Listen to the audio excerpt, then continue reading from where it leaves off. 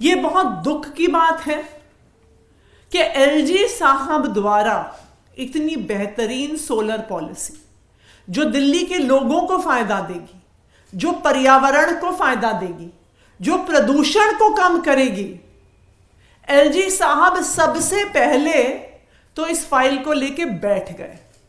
उन्होंने कई दिन तक इस फाइल को वापस ही नहीं भेजा। फिर इस मुद्दे को पावर डिपार्टमेंट ने एलजी ऑफिस से परस्यू किया। मैंने व्यक्तिगत तौर पर एलजी ऑफिस से बात कर करके कई बार यह सवाल पूछा कि सोलर पॉलिसी की फाइल कब वापस आएगी, क्योंकि हमें सोलर पॉलिसी को नोटिफाई करना है। हमारे इतने परस्यू करने के बाद जब एलजी साहब इस फाइल को और रोक नहीं पाए तो उन्होंने ऊल जलूल सवाल लगाकर इस फाइल को वापस भेज दिया।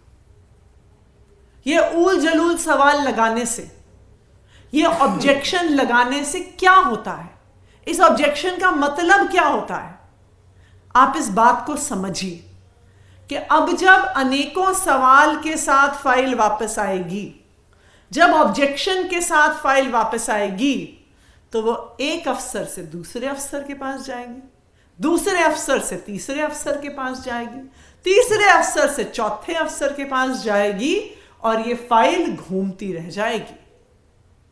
ये ऑब्जेक्शन लगाने का सिर्फ एक ही ध्येय है कि इस पॉलिसी को रोका जाए और अगले महीने आने वाली आचार संहिता से पहले इस पॉलिसी को नोटिफाई नहीं होने दिया जाए, इस पॉलिसी को इंप्लीमेंट नहीं होने दिया जाए। क्यों? क्योंकि अगर ये सोलर पॉलिसी नोटिफाई हो जाती है और अगर ये सोलर पॉलिसी इंप्लीमेंट हो जाती है तो दिल्ली वालों को इससे फायदा होगा। दिल्ली वाले अरविंद केजरीवाल की सरकार से खुश होंगे, उनके पॉलिसीज से खुश होंगे, उनको वोट डालेंगे। तो आज एलजी साहब इस शहर की, इस राज्य की सबसे बड़े संवैधानिक पद पे बैठे होने के बावजूद अपनी पद की गरिमा को भूलकर आज भारतीय जनता पार्टी की तरफ से बैटिंग कर रहे हैं। अगर आप ये वीडियो YouTube पर देख रहे हैं तो हमारे चैनल को सब्सक्राइब करें और बेल आइकन को दबाना ना भूलें। अगर आप Facebook पर ये वीडियो देख रहे हैं तो हमारे पेज को लाइक करें।